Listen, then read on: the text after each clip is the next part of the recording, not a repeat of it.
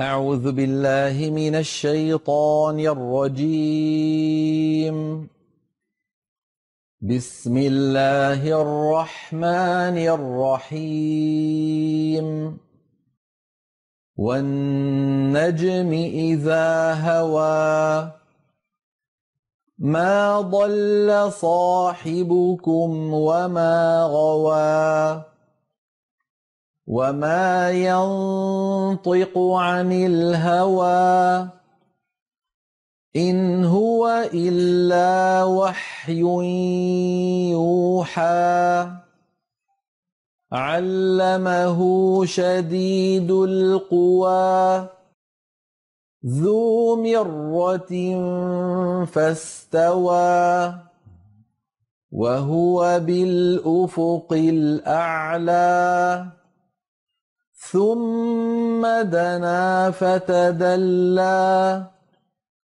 فكان قاب قوسين أو أدنى فأوحى إلى عبده ما أوحى ما كذب الفؤاد ما رأى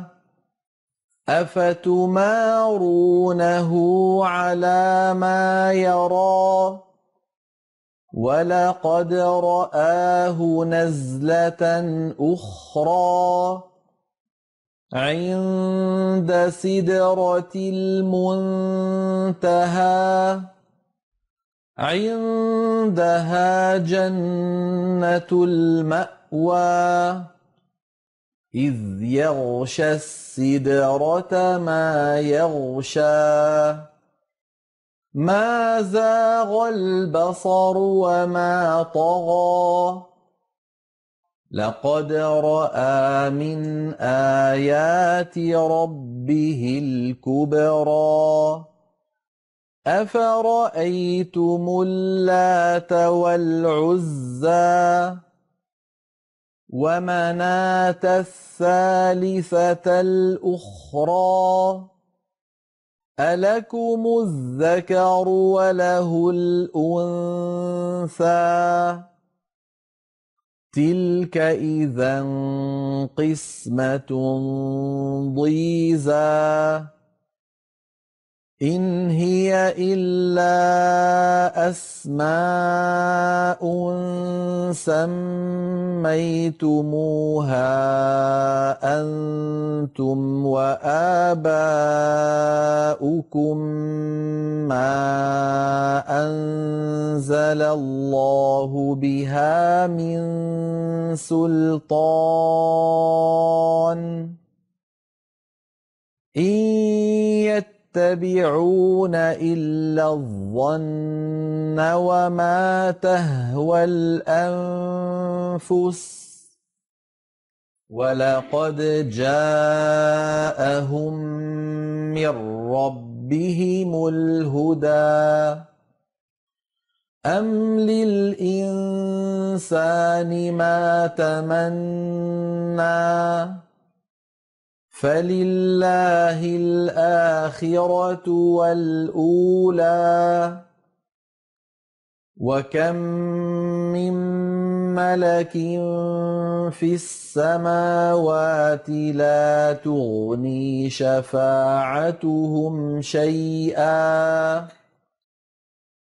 لا تغني شفاعتهم شيئا إلا من بعد أن يأذن الله لمن يشاء ويرضى إن الذين لا يؤمنون بالآخرة ليسمون الملائكة تسمية الأنثى وما لهم به من علم إن يتبعون إلا الظن وإن الظن لا يغني من الحق شيئا فأعرض عمن تولى عن ذكرنا ولم يرد إلا الحياة الدنيا ذلك مبلغهم من العلم إن ربك هو أعلم بمن ضل عن سبيله وهو أعلم بمن اهتدى ولله ما في السماوات وما في الأرض ليجزي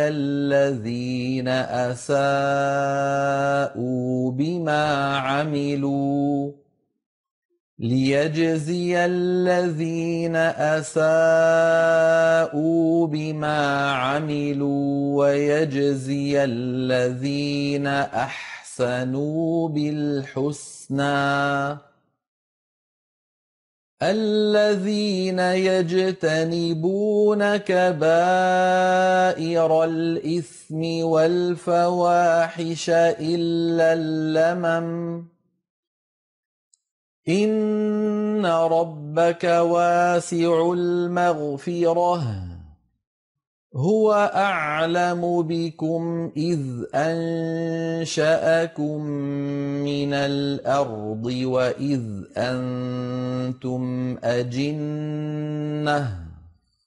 وإذ أنتم أجنة في بطون أمهاتكم فلا تزكوا أنفسكم هو أعلم بمن اتقى أفرأيت الذي تولى وأعطى قليلا وأكدى أعنده علم الغيب فهو يرى أم لم ينبأ بما في صحف موسى وإبراهيم الذي وفى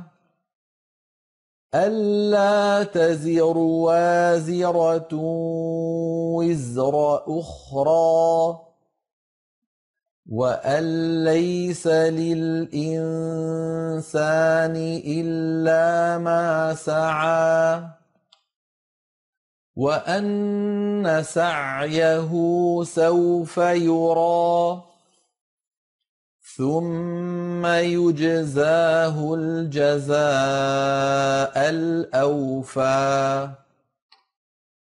وأن إلى ربك المنتهى